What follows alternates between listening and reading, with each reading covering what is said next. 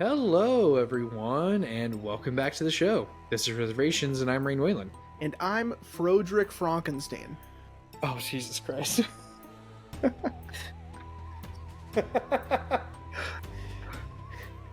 Oh my god. It's pronounced Frankenstein. Frankenstein. Um. Oh, it's too bad that we've already done that movie. Yeah. I would love a chance to have it just an excuse to watch that movie again.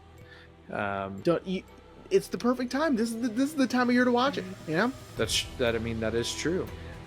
Which, speaking of which, happy Halloween, everyone. I mean, granted, this episode's coming out a few days before, but I mean, it's still the last week of October, and it's Halloween week, so Okay. why it's not? We're also talking about Young Frankenstein, by the way, which, God, that movie's so good. And I think I've come around to your way of thinking of that it's Mel's best movie. Yeah. It's so good. It's my favorite of Mel Brooks movies, for sure. It's not even close. I mean, don't get me wrong. Blazing Saddles, one of the greatest satires ever made. Yeah. Point blank, full stop. But Young Frankenstein is just on another level. And I think that's a tribute to, and I'm sure we talked about it in the episode, which shout out to our end of season series about Mel Brooks. Like he's dead. That man's gonna outlive everyone. I think the reason why Young Frankenstein is so good is a tribute to Gene Wilder. Yeah. Coming up with this idea. Did I send you that that reel of Gene Wilder talking about how he and Mel never fought, but they did get in one argument, and it was about Young Frankenstein, and Mel intentionally made Gene mad to see his level of passion for the project.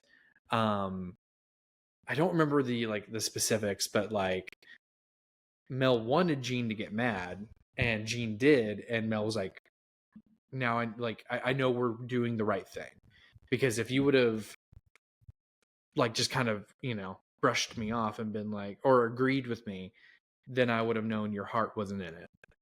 But the fact that you were willing to argue with me tells me that we've got something good. Yeah. Or something. And that's a very Mel Brooks thing, but I found myself quoting that the other day. And I was doing your favorite bit, the whole of Igor being like, for our audience listeners, our audio listeners, Igor is patiently waiting for his cue to come in, and then he leans over and flips the music, and then is still patiently waiting to. It's so good. It's so good, man. So have you watched anything new, buddy? No. We were super, super busy this weekend. We went camping, and it was the Halloween weekend, so people decorated their campsites. People went trick-or-treating around everyone's site.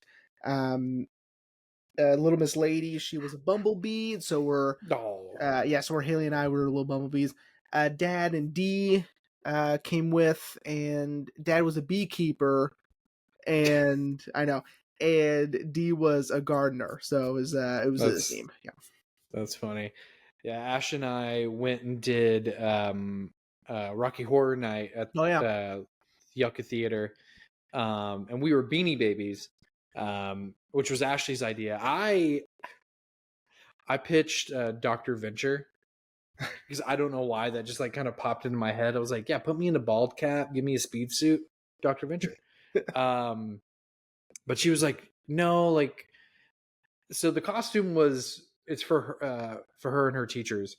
They're going to be Beanie Babies, and she was like, let's just it'll be easier. And honestly, That onesie was super comfortable. Yeah, I figured it was more of a comfort choice than anything. But it was super hot. I was sweating bullets, especially with the hood up. Yeah. Oh my god. And here's the crazy thing. So we went with our friend Megan, and I don't know how she wasn't hot. She was dressed up as the Lorax. Like full giant mustache and full like eyebrows. Like uh the orange morph suit, like the whole nine. And we were like, are you hot? Like, we're hot. And she was like, no, I feel great.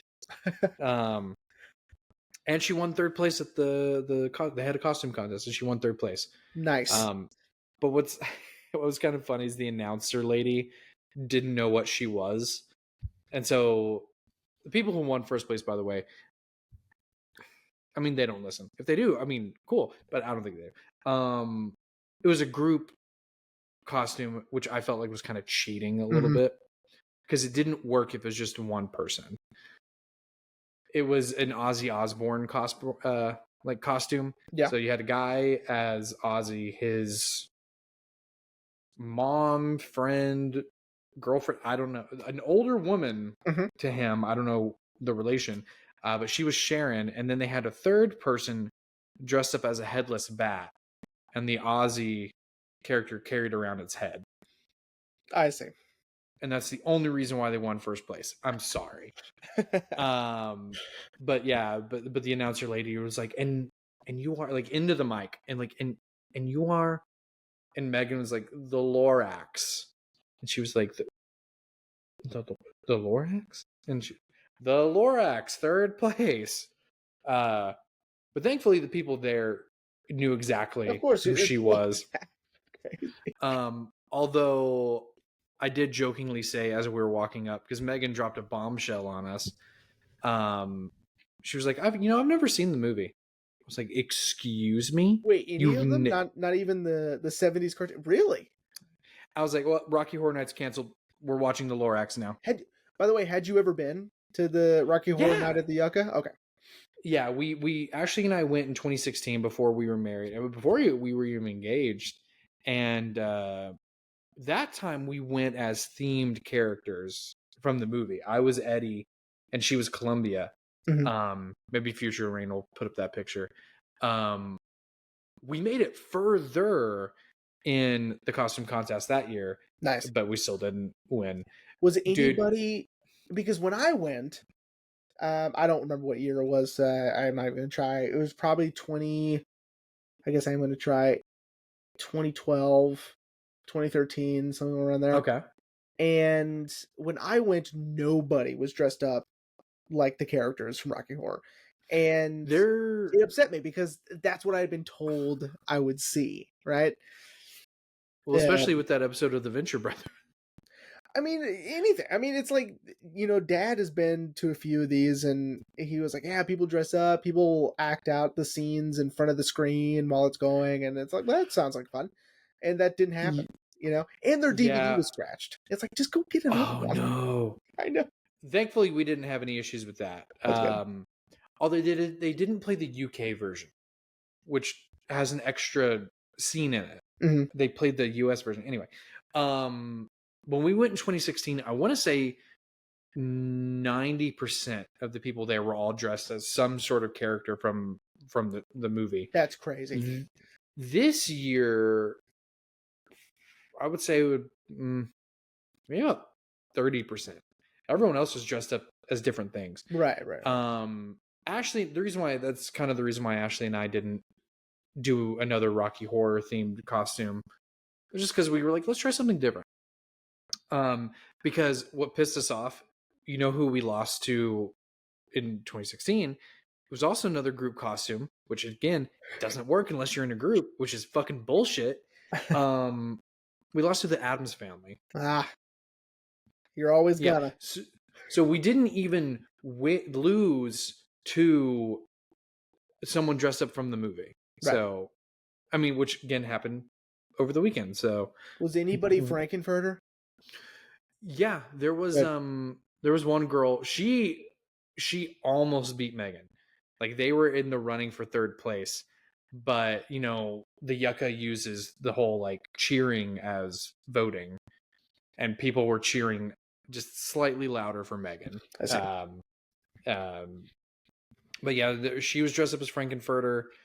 The person that won second place, the announcer called them Frankenfurter, but I think they were more like a vampire, really, because I mean they had the corset on, but they also had like a cape with a collar. But Frankenfurter does wear that when we first meet him. Yeah, when he's introduced, yeah, in the elevator. Yeah, but he takes it off almost immediately. So I don't know. There was a ton of magentas. I only saw one Columbia. No riffraffs. I saw one Eddie. Yeah, that was about it, really. No riffraffs that I saw from no riffraffs. I know, dude. I was like, where's the respect for Richard O'Brien, the absolute mad genius who is giving us this thing that we're getting to watch, you know? I would sneakily dress I know up. Rockies. I would sneakily dress up as him, but I would just dress up as Phineas and Ferb's dad. I was about to say as Ferb's dad. Yeah, as Ferb's dad. That's what that's cool. I kind of blew Ashley's mind with that. I was like, "Did you know he's Ferb's dad?" She was like, "What?" I'm like, "Yeah, I know." Did you get your bag full of stuff? And the instructions and all that? Yeah. Yeah.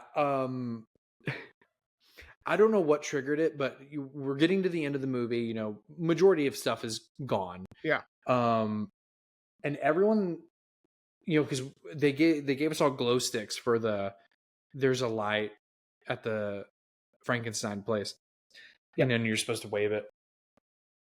For whatever reason, towards the end of the movie, night's about to wrap up. Everyone starts throwing their fucking glow sticks towards the screen. Well, the curtain they had acting as a screen. And we all, like Ashley, Megan, and I all were like, I don't think you're supposed to do that. And the one Columbia I saw was sitting right in front of us. She got fucking nailed in the back of the head. And I was like, and that's why we don't throw them. Like when I threw the toast for the, you know, when Rocky's like, let's give a toast. I tried to make sure I like actually threw it so it could go soar over everyone, because I got hit by a piece of toast. Like it bounced off the back of my head and like perfectly landed in front of me. So I hope I didn't hit anyone, but I really like, it was rad. It was a lot of fun. Cool. I FaceTimed Mom and she was like, I'm so jealous. Like she was like, but I'm so proud of y'all. And Megan goes, is Rain's mom proud of me too? Mickey's proud of everybody. Yeah. Speaking of being proud, so Jeremy, this is good, not a good segue, but segue. What are we talking about today? And hopefully people should actually know what we're talking about today. Yeah, I know, right? After that bombshell I gave you off mic of 109 people seeing Punch Drunk Love and actually almost listening to the full episode. That's insane to me. Pretty exciting stuff. So this week, it is our Halloween Spooktacular, as is our tradition, a loose tradition. But anyway, we are discussing 1931's Frankenstein and 1935's Bride of Frankenstein. Yes, I thankfully when I was watching the playback as I was editing last week's episode, you could still see my tattoo when I raised it up. But now you can't because I'm wearing long sleeves. Now I look like some fucking nerd that doesn't have tattoos. I like the memes. It's like when the winter's cold, people think I'm just a normie, and it's like normal Bob. You know, like, hi, how are you? So like I said in the tease, I have a profound love for the classic Universal monster movies. and I haven't seen a single one. Well, until now. Yep. Lon Chaney's Phantom of the Opera doesn't count because I think that was before Universal even had rights to that character. Well, I mean, technically it's a Universal film. They also did The Man Who Laughs. They Oh, did that's Hunchback of right. Notre Dame. So they were in sort of this sort of horror space before Dracula and before Frankenstein, but those are really what kicked off. I was just about to Yeah. say, is this what really established the monster movie Yeah. Yeah. craze that Because, apparently? well, Dracula and Frankenstein, they came out the same year, 1931, and Mhm. they there was no undercutting anything. There was no comedy in it. Some things are goofy, but that's probably just retrospect and that's just modern day viewing. But um, Yeah. at the time, I mean, it's like it was a huge deal that they were more gothic and um, that they were just darker in tone, and that just paved the way for the future of horror. And it was, um, I mean, to say it was influential is putting it, lightly. Oh, for sure. I was having this thought today. You may laugh at this or not. I was telling you off mic how I had to go to Target to return a Pokemon game to buy another Pokemon game. Jesus. Um, but as I was leaving Target, I don't know why it crossed my mind, but it was the episode that technically we did not do. It was during obviously the what is now known as Reservations with Rain and Jeremy. But you were sick and you didn't want to delay an episode, so Mm-hmm. you had Alex fill in for you. Shout out to our buddy Alex. Yep. And we did Night of the Living Dead. Yeah. And I had the thought as I was driving home that these movies are, were what Night of the Living Dead did 30 years later, Yeah. which is introduce something new that paved the way for what's now considered standard. Yeah. If I just made sense with that rambling. Well, no, because okay, before we get too far into it, okay, Uh-huh. I know this is your first time watching it. Yes. What did you think? I loved it. I really did. I mean, considering I bought both Universal Monster movie sets that they released that's on 4K. So I have both of them now. I really loved them, especially again, having seen, well, I actually heard a lot of the things that have been repeated for almost 100 years. I have a lot of thoughts on the Bride of Frankenstein. Okay. Um, not We're not there yet. Yeah, I will just say they're bordering on negative. Okay. That's But we'll exciting. get there. No, that's exciting. But I still liked both movies. I really enjoyed both. I did like that for the 30s. The movie is so serious. Like we've done movies from the 30s and the 40s that have a little bit of camp to them or are ultimately ruined by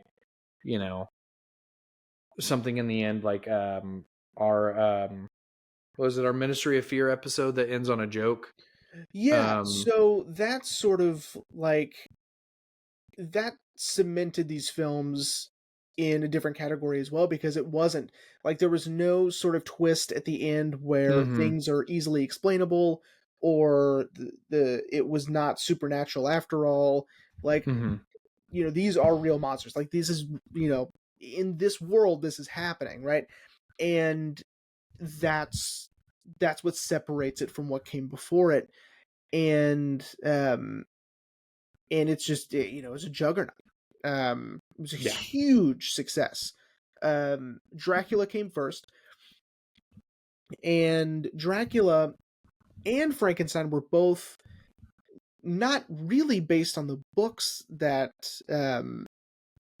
that they seemed to be based on, but they were based on the the stage play adaptations from those books. So there's sort of a layer of separation between these films and the books, and the source materials. Like, to say that Frankenstein is an adaptation of Mary Shelley's Frankenstein is sort of like is sort of like saying a stick figure is an adaptation of the Mona Lisa. You know, like, Okay. they're so different. And I didn't mean that to sound as negative as that probably did sound, because I love the movie. I haven't read the book, so I don't know. But the movie took on a life of its own, to where if someone were to make reference to, um or kind of shed light on plot points or specific details of the book Frankenstein, you would think they were mistaken, you know, or Mm-hmm. you wouldn't like it as much. I mean, history has shown us that the more the more you are the closer you are to adapting the book, the less likely people are going to like it. um Mm-hmm. because people have tried, you know. I think it's Kenneth Branagh tried, Mm-hmm. did not do very well. Because these films were so influential that when you think Frankenstein, you think Boris Karloff, but that's not the book, right?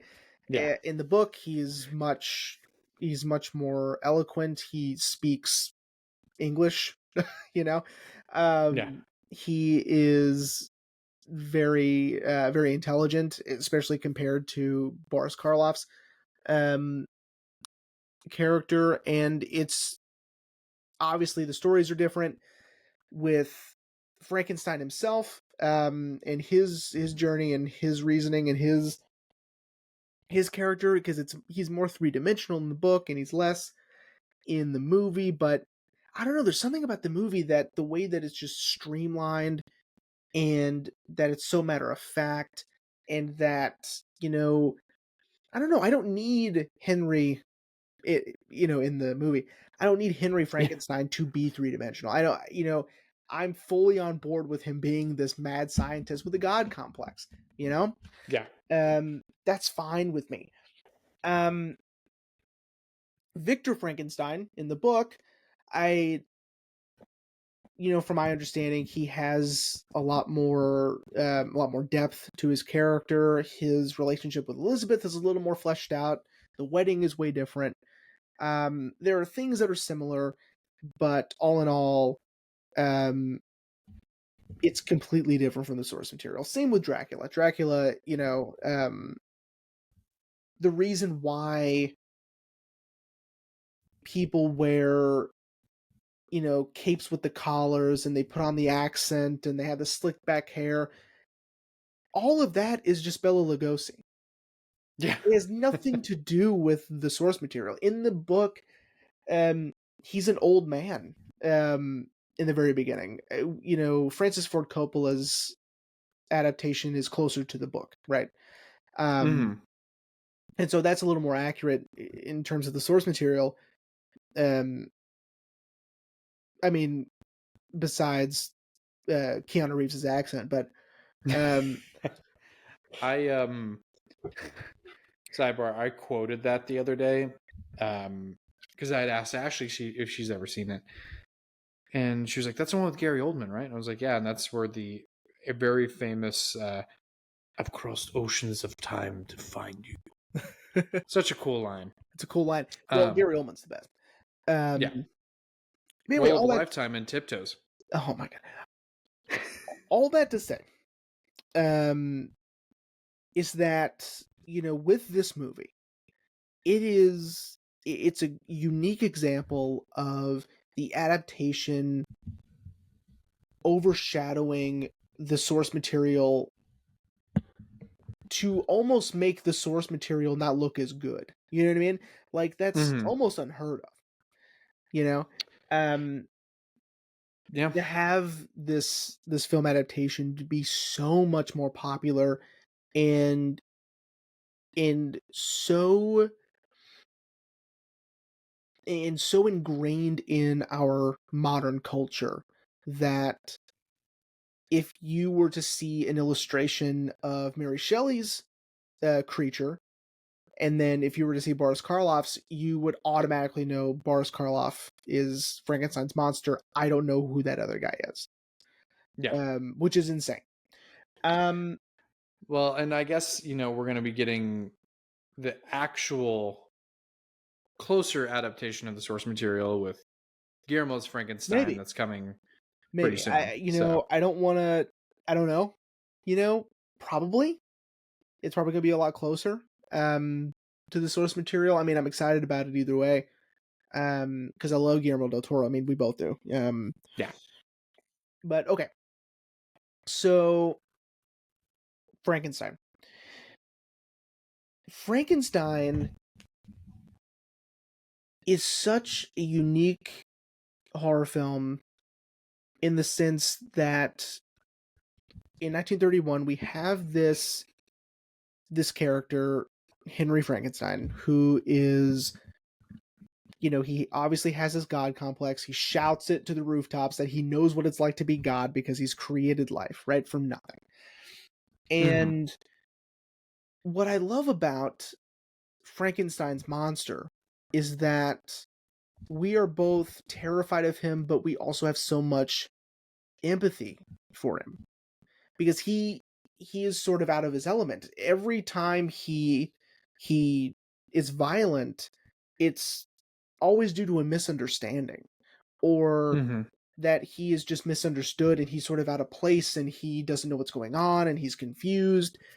And that's sort of devastating, right? Like by the way, when I saw this for the first time in college, it was for my horror films class. That's right. Okay. I took a horror films class. Um, that that guy carrying his daughter's limp dead body through the streets, I couldn't believe it. I was like, yeah. how is this like that's crazy. That's really disturbing imagery. Um but with that scene with the little girl, um it really is just a misunderstanding. Like he's not doing it to be violent, to be destructive or to be murderous. He is just continuing the game that they're playing. Mm-hmm. He just doesn't understand, right? Um, Yeah.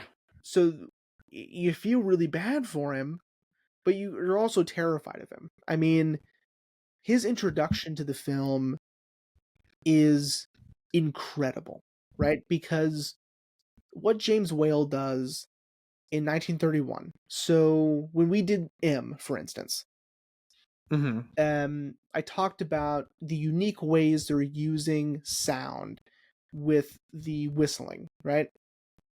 Mm-hmm. Having sound be integral to the plot and be a driving force in the film. The narrative relies on sound to work. Mm-hmm. This film uses silence in a really unique way. When we're first introduced to the monster, it's in silence, and there's a jump cut, a couple of jump cuts, which is really cool. Sort of an homage, I think, to Nosferatu in its jump cut, um, with his entrance. But there's several instances in the film where there is silence to build tension, um, which is sort of unique to that time period. It's 31, sound hasn't been around very long, and Mm-hmm. when all other films want to use as much sound as they can, this film sort of has the restraint to use silence to its advantage. And I think that's fascinating. Go ahead. Agreed. Yeah.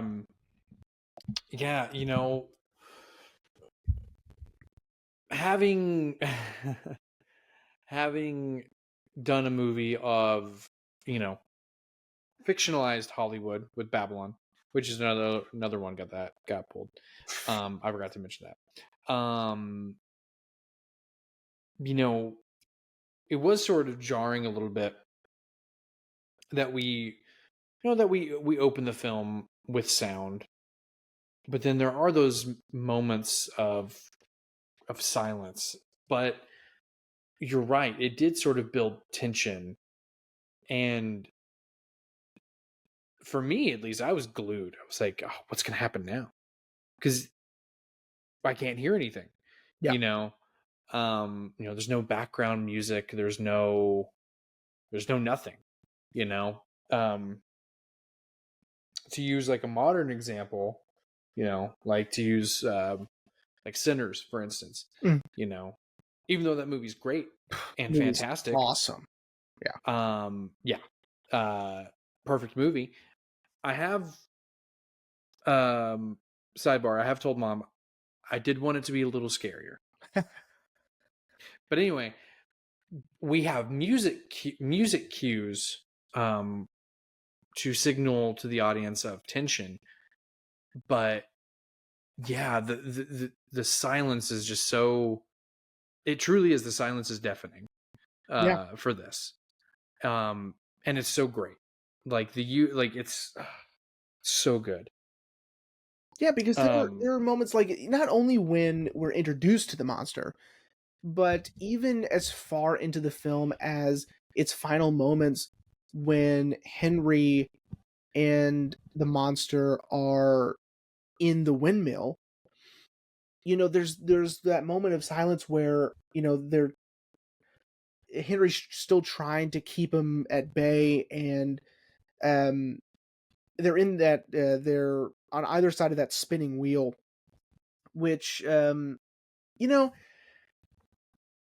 let's see what you think, because my professor in college, and I don't know if she's listening to this, Dr. Allison Whitney, she's amazing. She had flagged that scene to talk specifically about the set design, and this specific set design was made to pay homage to the zoetrope. And I thought it was really interesting. And I don't know. I don't think it's a far reach, because it does resemble a zoetrope. Mm-hmm. But I don't know, man. Like, I don't know. Like, I like the idea of it. Yeah. That it's obviously paying homage to the first moving picture, but Mm-hmm. I'm not so sure. I'm not so sure if it's if that's what was intentional. Yeah, if that's intentional. I have no idea. I agree. I didn't think that. I felt like it was more of a chance for Victor to really see his monster and see his creation through the slats and through the moving of the shadows. Maybe as a way for Henry, I think I said Victor, as a way for Henry to maybe have some humility for his creation. Or maybe he was just using it as a chance to be like, all right, he can hardly see me like this. I can get away. I can trick him. Well, maybe. So the dynamic between the two of them, between the created and the creator, is so interesting in this film, because it's like Henry created this living being. Mm-hmm. And that's really all he's good for, is I created you. And so when he starts to become a problem, he has no problem destroying his creation, because he knows he can do it, right? Like, that's all he needed to prove to himself. He's very detached from this creation, especially after it kills Fritz. He's over it. He's like, I just get rid of it, you know? Like, Mm-hmm. I have proven that I am a superior being who can create life, from dead tissue. Mm-hmm. And that seems to be enough for him. Where I think in the novel it's a little different. I think he's not so cold and distant from his creation. Although probably I probably have that wrong. But in this film in particular, I mean, he's very cold and detached, and Yeah, yeah, almost implying it's like I did it once, I can do it again. or Like, just like he's proven he can. Like, that's it's that Jurassic Park line where it's like you were so busy trying to see if you can and not thinking whether or not you should. you should, yeah. Right. I um always love the use of a Jeff Goldblum of line. course, yeah. you know all right, so let me think. Okay, let him cook. So with this first film, we're still on the first one. We'll go to the Bride of Frankenstein in a minute, which a lot of people, by the way, consider it to be superior to this one. Uh, Well, I know, we'll get there. yeah. But of course, that the film couldn't work without this one anyway, so it doesn't matter. Yeah. Okay. I wanted to say, aha, there we go. Sorry. Okay. All right. So this film, much like M, uses a lot of German expressionism in the way that Yes. they are using the visual style and the visual language. There is one instance in particular that I thought was so brilliant the first time I saw it, and it was also flagged on her laptop, on Dr. Whitney's laptop to talk about, is in the very, very beginning. Okay. Mm-hmm. Well, after um, the the med school professor gives his little speech. They're at the graveyard, and Henry and Fritz are waiting for the people to leave the gravesite so they can go take the body, right? And the way that they're framed, and the way when he pushes Fritz down, so he doesn't blow their cover, the fence posts make horns on Henry's head. Okay. Oh, okay. It is brilliant. It's a brilliant use of image composition, framing, and expressionistic aesthetic. It's so cool. Watch it again, because once you see it, you're not going to be able to unsee it, and it is absolutely intentional. That he is someone not to be trusted. He is someone to look out for, and that he's up to something that is nefarious.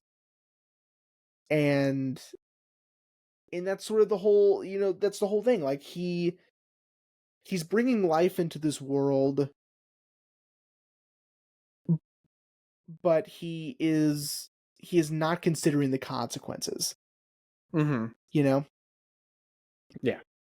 And by the way, like, also this movie sort of invented this sort of mad scientist cliche, with like the buzzing instruments and the lightning and the all Yeah. the beakers and whatnot.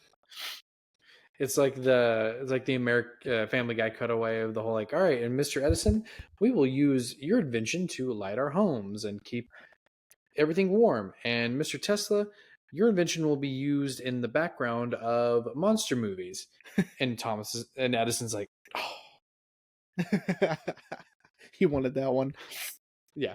But yeah, no, you're right. I mean, like you said at the top of the show, this movie did sort of instill the blueprint of the mad scientist, and the assistant.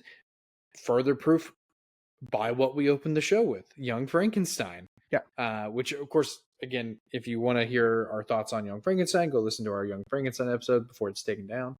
Um, because in that, I'm pretty sure we talked about that.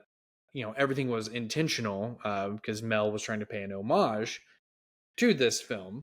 Well, and they Um, got to use some of those props and sets from Frankenstein. Like they were still, Amazing. yeah, they they survived somehow.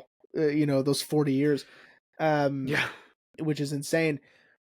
But yeah, I mean, and also just taking the traditional German expressionistic aesthetic with the Hmm. lighting and the shadows and um using these set pieces to demonstrate a character's mental state, right?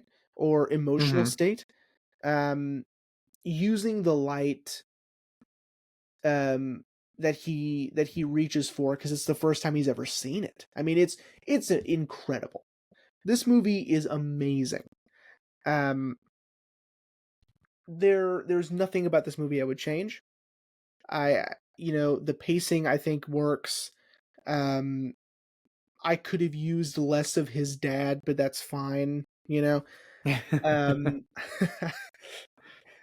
and I like that sort of the ending that they chose was sort of ambiguous, but they didn't have to continue. Like if this were a standalone, it would still work, right?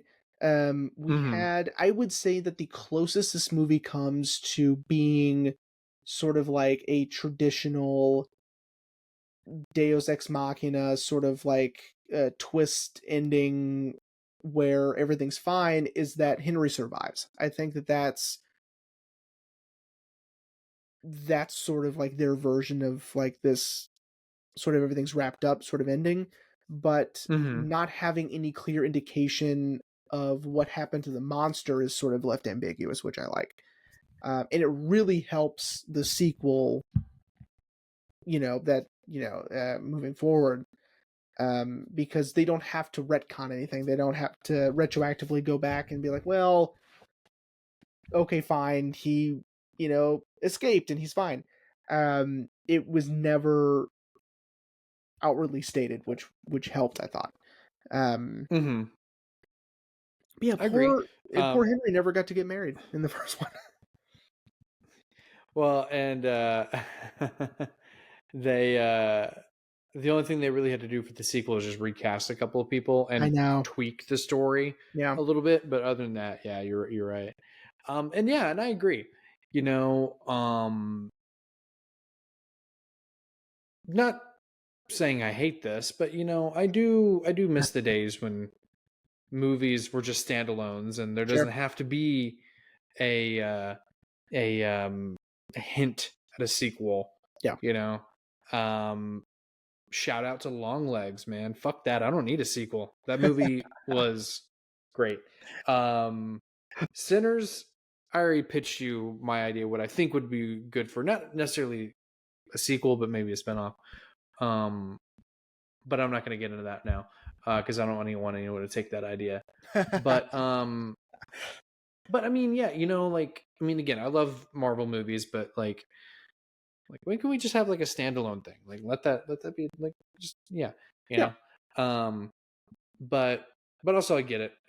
The time we live in is different than the 30s where they didn't really think about making sequels. It's just all right, let's move on to the next production. Um, Well, and but this was also during the Great Depression where that's true. the these types of movies did very well because they were escapism. I mean, you just go and you don't worry about the real world for, an hour and 10 minutes and you just watch this insane monster movie, right? Or Hmm. a wonderful, fun um, musical dance film. Like the Fred Astaire, Ginger Roger films were huge in the 30s, right? So it was all about escapism during this time, and that's why I think they did really, really well. And also not pandering to the audience, not being afraid to really go all in on the horror aspect of these stories.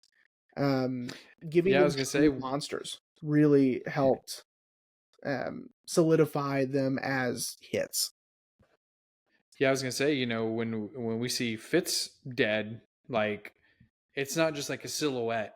No, you can tell. Oh, he's dead. Well, that's what I'm talking about. I mean, even in, like 2015 or whatever it was when I saw this for the first time, I remember just being so taken aback by, this father carrying his dead daughter in the streets. It was crazy. I was like, it's more graphic than I was expecting.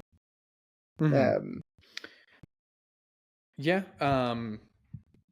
Yeah, but I also was reading this was also pre, like uh, pre like rating, like yeah, I mean obviously. the Hayes Code I think was still in place, but when people say pre-code, it doesn't mean that the code wasn't there. It means it wasn't enforced, right? Right. So the Hayes Code I think was in place in 1931, but I'm not sure if it was really enforced that much. I would say not, considering of what we've just been talking about of how they did not hold back Yeah, on the horror or even the gore, yeah, really. Um, and I would say that goes doubly, in fact, which is a good segue for the sequel. yeah.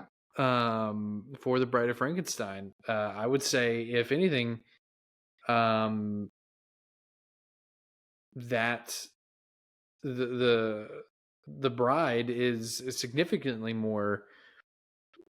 They amped up the horror and the gore. Um, but yeah. Um, but with that being said, since we're moving on to the Bride of Frankenstein, I want to get this out of the way now. I do think Bride of Frankenstein is the superior film of the two. The effects are better, which I meant to text you about the one, It's which I know we're insane. about to get to. Yeah, I told Ashley, I Insane. was like, I want to know how they pulled that off Yeah, for 1934. How did they do yeah. that? My issue with the movie is the pacing. Okay. Um, we don't even get the bride into the last Okay. 8 minutes Okay. of the fucking movie. All right. So that's a really interesting point. Okay. And I hear what you're saying. All right. I Uh-huh. think I might convince you that it's fine Okay. because yeah, I think that's it's gonna be fine. So you're right. The bride actually gets less than 5 minutes of screen time, Mm-hmm. which is insane.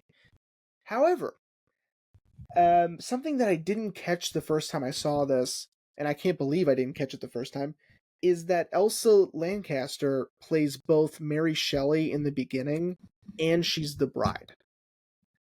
Okay. Mm-hmm. So it's like she's telling the story, which, by the way, I'm not crazy about. I mean, it's an interesting framing device Uh-huh. um, for this film. Having a fictionalized version of Mary Shelley, her husband, and some weird guy who rolls his R's too much. Um, right? Anyway, Yeah.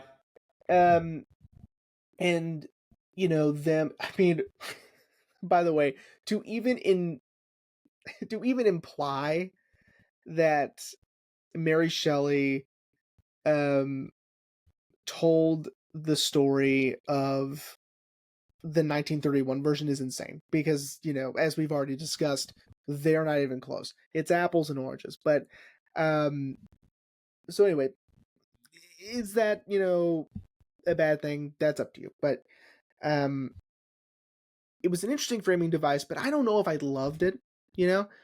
Mm-hmm. Um, but it is an interesting sort of meta um it's just meta. I don't know. It's interesting, but I don't know if I'm on board with it. Anyway, so she's telling the story presumably to her husband and this other guy, and telling them where it left off and where the story goes from there. And it's absolutely intentional that she is putting herself in the shoes of the bride. Mm-hmm. um, that I just find fascinating. But I think the most fascinating aspect of this film is that people have analyzed this film as a sort of as queer cinema.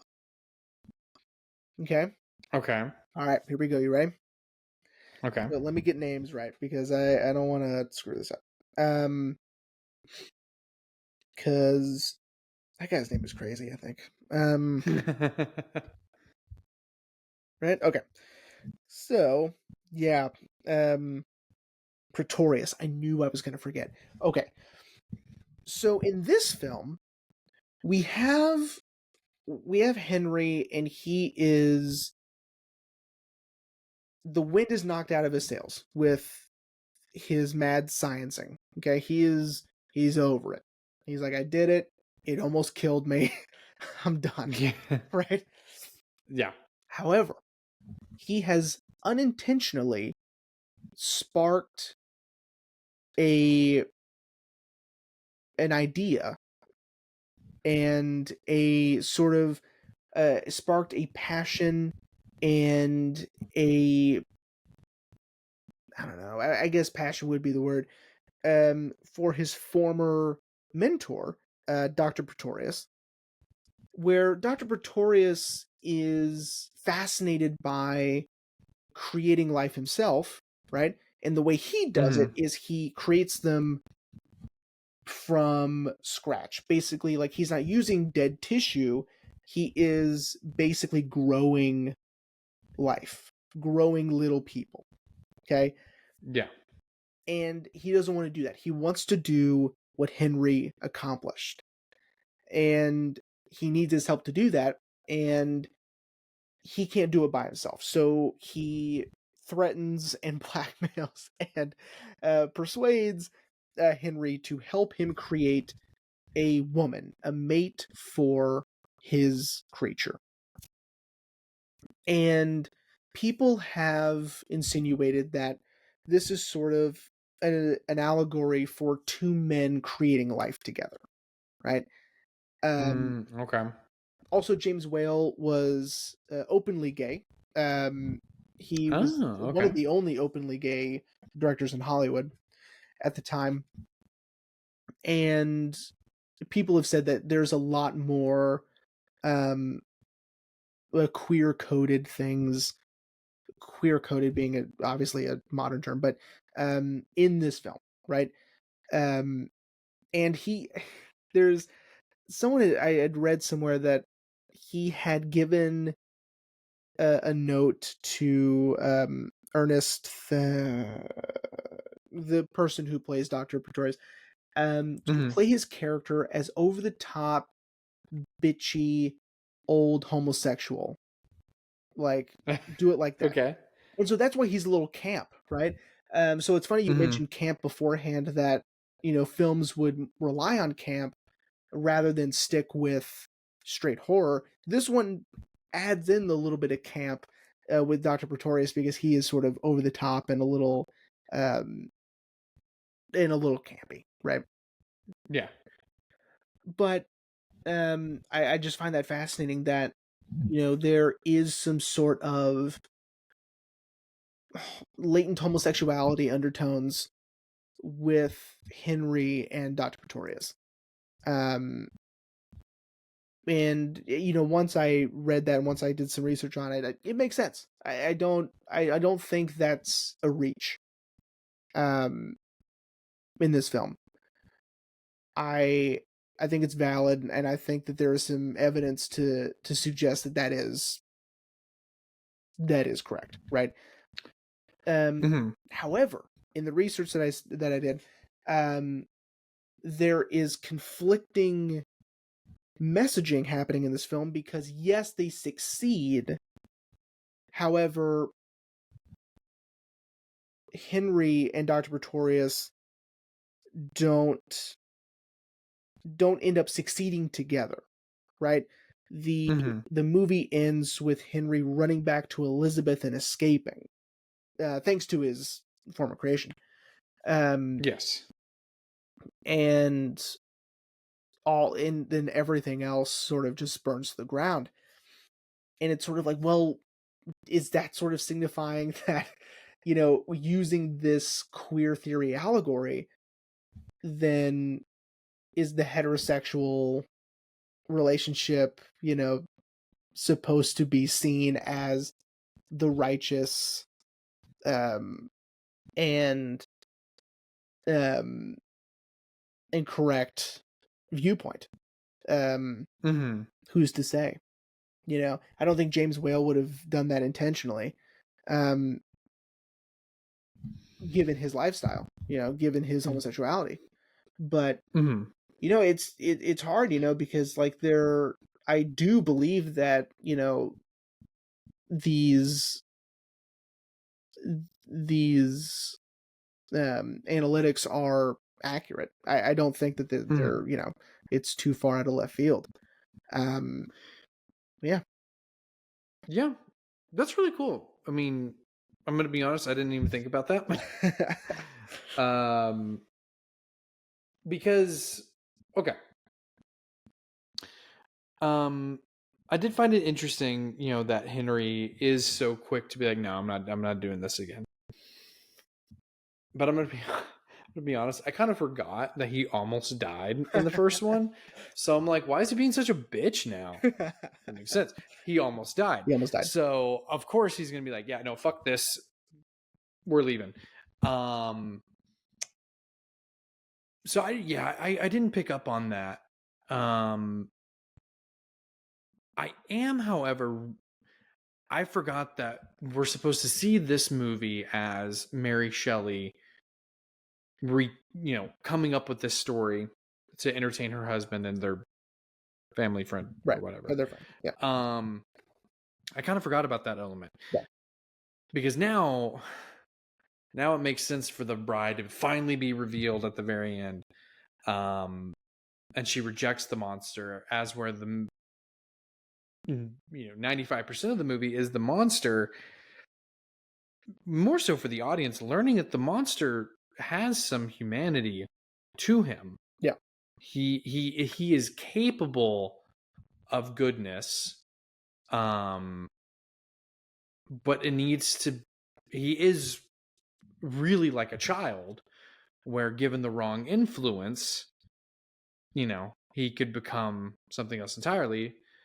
Case in point, when he meets what's that fucking guy's name again? Dr. Pretorius. When he meets Pretorius, Pretorius is already manipulating him and already, using his limited intelligence against the monster, to essentially be on board with the creation of a mate for him.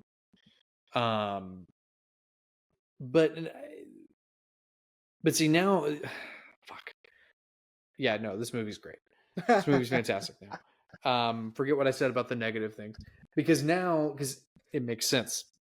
Now it makes sense that, of course, again, looking at it through the lens of Mary Shelley coming up with this story, of course she would want to give her actual creation some humanity, and wants people to understand that he is capable of it. And then when he gets a mate, she rejects him. Almost like in a sense of, as we were kind of seeing in the prelude, that Mary is sort of a strong female. She doesn't really need a man. If we're gonna go that route, the feminist route, she doesn't need a man. Mm-hmm. That could be said about the bride. I don't need you. Well, and here's something. So okay. It's interesting you bring that up, because the women in this story, there are two. No, there's more than that, but not really. Elizabeth and the bride are used as objects. Elizabeth is used as a tool to manipulate Henry, and the bride is literally a tool to be a companion to this former creation. I also appreciated that this time we're getting a lot more, like you were saying, with the monster, and he's really just trying to find a place to belong. He he is being shut out and outcasted everywhere he goes, and it's not his fault. Like he's, like, Yeah. yes, he's done these awful things, but he didn't mean to. There wasn't any malice or any ill intent, as we talked about with the first movie. And how excited were you that Gene Hackman was doing this guy's performance in Young Frankenstein? When because I saw it, I mean, it took me years. I watched this movie, I think, 2 years ago, for the first time, and I was like, "There is a blind guy. That's so cool," you know. um, I'm not gonna lie. I was like, doesn't something happen here? Like, doesn't he like light the monster's like thumb on fire? And I was like, oh no, it's that's young. Young That's young Frankenstein. Frankenstein. Um, but yeah, so in this scenario, you have two outcasts together that are finding companionship with one another, and you can tell that the blind man has just been ostracized from everyone because of who he is and because of his affliction, and that he really is so kind, and he really is so welcoming and so warm to everyone that he meets, because he feels that he doesn't belong anywhere, and that's why the monster feels so comfortable with him. And finally Boris Karloff gets lines, and as archaic and as small as they are, I mean, they're important. And I like that we have the sequence of the blind man sort of teaching um the monster, you know basic things, right? Mm-hmm. um to where by the time he gets to Dr. Pretorius, he sort of has a lot more sentience and understanding of what's going on around him. And Mm-hmm. by the time he is rejected by the bride, he now just, if something that was created just for him rejects him, then what's the good of any of this? And it's Yeah. better if all of this was destroyed. And he just understands that nothing good is coming out of any of this. And and that's powerful, that's significant, and I think that's why the bride only being in the film for such a short amount of time, even though she has become this iconic figure in the world of horror, um, probably holds the record, I would imagine, of being so iconic and so recognizable with having less than 5 minutes of screen time. um, is significant because he realizes, the monster realizes that um, we need to stop this before it gets any worse. And Mm-hmm. Henry, as misguided as he was, I think he understands that Henry has good intentions, and he didn't want any part of this, and he was being forced to it and all that. um and that's why he let him go. Mm-hmm. Yeah. I agree. Yeah, and yeah. uh and see, this is why we do the show, because I was fully ready to get on here and be like, look, I did like the Bride of Frankenstein, but like this made me mad. But now I'm like, oh, okay, no, I think it's because you know I was so impressed with the level of storytelling with this one, and the visuals, that I kind of forgot about everything else. Yeah, I forgot about you know the Mary Shelley aspect of Yeah. this. You know that we are being shown that the monster is capable of these things. Um, and that Henry, and you're right, that maybe Henry did have good intentions. Um, or it took a near-death experience to find those good intentions again. Right. Yeah, the movie, I see why. Now I see why it is considered the greatest, one of the greatest sequels ever made. Well, and also I don't blame you for thinking that she's in the whole movie. I mean, that's like you have it's called every The Bride right. of Frankenstein. It's called The Bride of Frankenstein. And by the way, a couple of things. One, if you consider the characters in the film are following the logic that people get corrected on all the time, that he is not Frankenstein, he is Frankenstein's monster. I think what he means by that, because he says it literally in the movie, you know, Pretorius says, you know, the Bride of Frankenstein. You know, I think what he means by that is the bride created by Frankenstein. Yes. Right? Yeah. It is Frankenstein's bride. But he's also sort of putting blame onto Henry when this was not his idea at all. And also a little thing that I noticed is when in the first film, when they are successful, he says it's alive. In this one, he says she's alive. I don't know what to make of that.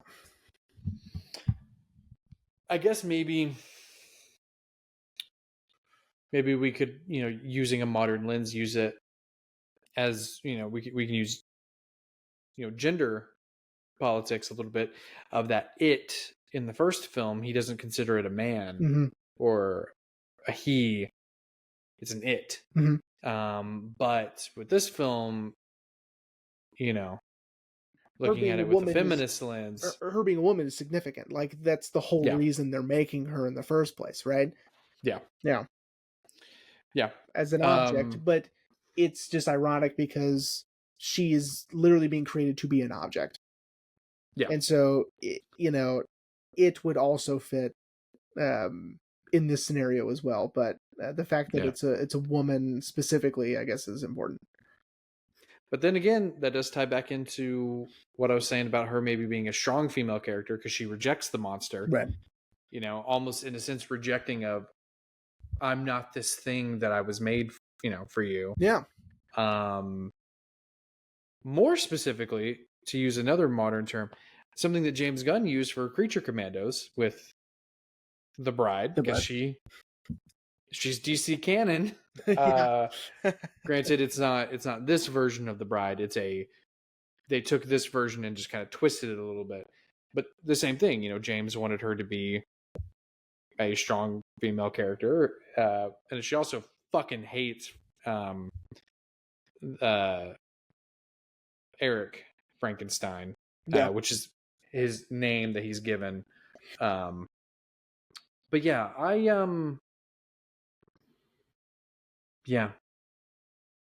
feel like the Bride of Frankenstein has a lot of layers to it. Yeah. That could be intentional, could not be intentional. You know, I've kind of I've asked Ashley that, like, you know, what if it was just the decision that they made on the day? Like, yeah, let's do that. Yeah. And then they indirectly make a statement, you know? Well, yeah, yes and no. I think that, I think in some cases, absolutely, that's what happened. And, you know, people just look into things. People do that with Kubrick a lot, where it's probably just an error, you know? Yeah. But people hold him at such a high standard that they can't imagine him making an error.